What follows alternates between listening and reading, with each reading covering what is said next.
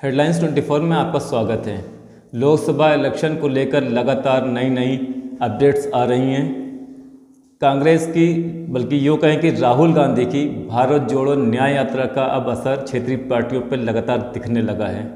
जैसा कि आपको पता है कि उत्तर प्रदेश में यात्रा थी, अखिलेश यादव नाराज़ थे, उससे हटने की कोशिश कर रहे थे, लेकिन उन्होंने उत्तर प्रदेश में जो भीड़ देखी तो वो उनका भी मन बदला और यहाँ पर भी कांग्रेस से उनका गठबंधन हो गया।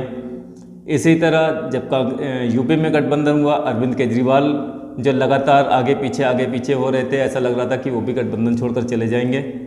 उन्होंने भी तकरीबन अपनी डील फाइनल कर लिए।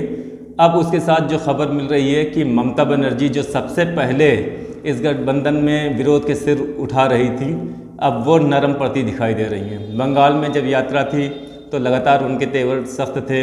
आसाम में भी उनका हल्का फुल्का जनाधार है, वहाँ पर भी उनको अच्छा नहीं लग रहा था कि राहुल गांधी वहाँ पर भीड़ इकट्ठा कर रहे हैं। अब खबर ये सुनने में आ रही है कि जो ममता बनर्जी बंगाल में कांग्रेस को 2 सीटें भी बमुश्किल देने के लिए तैयार हो रही थी, अब वो 5 सीटें देने के लिए तैयार हो गई हैं। लेकिन कांग्रेस वहाँ पर 6 से 8 सीटों की डिमांड कर रही है। लेकिन अब ये देखने को ये मिल रहा है कि जो प्रदेश है, जैसे आम आदमी पार्टी है, उसका अपना जनाधार दिल्ली में भी है और एक स्टेट में और है, जैसा कि हरियाणा में है, उसका चंडीगढ़ में है और गुजरात में है। तो अगर दिल्ली में बात नहीं बन पा रही थी तो दूसरे प्रदेशों को मिलाकर बात बनी। ठीक इसी तरह ममता के साथ हो रहा है। ममता अगर बंगाल में स्पेस देने को नहीं तैयार है, अगर उनको लग रहा है कि कांग्रेस हमसे यहाँ ज़्यादा सीटें मांग कर रही है, तो उन्होंने थोड़ा उनका जनाधार मेघालय में है और उसके साथ साथ आसाम में भी उनकी पार्टी का थोड़ा बहुत जनाधार है। तो वो बंगाल में जो उनकी सीटें कम हो रही हैं या उनको लग रहा है कि हम ज़्यादा सीटें दे रहे हैं कांग्रेस को, तो वो अब आसाम में भी 1-2 सीट मांगने की कह रही हैं और 1 सीट वो मेघालय में भी कांग्रेस से चाह रही हैं कि हमको मेघालय से भी 1 सीट कांग्रेस अपने खाते से हमें दे। तो ये भी लगभग बंगाल में भी गठबंधन बनता दिख रहा है। 27 या 28 तारीख में वहाँ पर भी एक फाइनल मीटिंग होकर के गठबंधन का ऐलान हो जाएगा। अब दूसरा एक स्टेट है महाराष्ट्र, जहाँ पर महाअघाड़ी गठबंधन चल रहा था, लेकिन बीजेपी की सरकार अब आ गई है।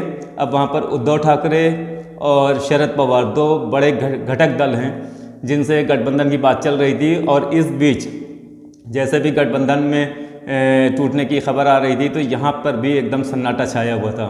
अब सुनने में ये आ रहा है कि राहुल गांधी की बात हुई है शरद पवार से, एनसीपी के चीफ हैं, और उद्धव ठाकरे से।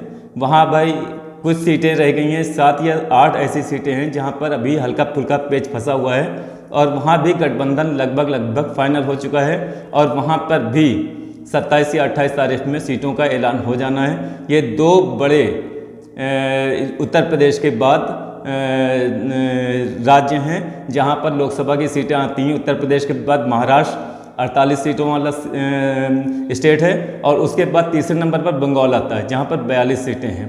अब इन उत्तर प्रदेश की 80 सीटें, दिल्ली की 7 सीटें, महाराष्ट्र की 48 सीटें और बंगाल की 42 सीटों पर लगभग गठबंधन, इंडिया गठबंधन फाइनल हो चुका है। ये थी अब तक की अपडेट। जैसे ही नई अपडेट हमारे पास आएगी हम फिर आपके सामने लेकर हाजिर होंगे। तब तक के लिए इजाज़त।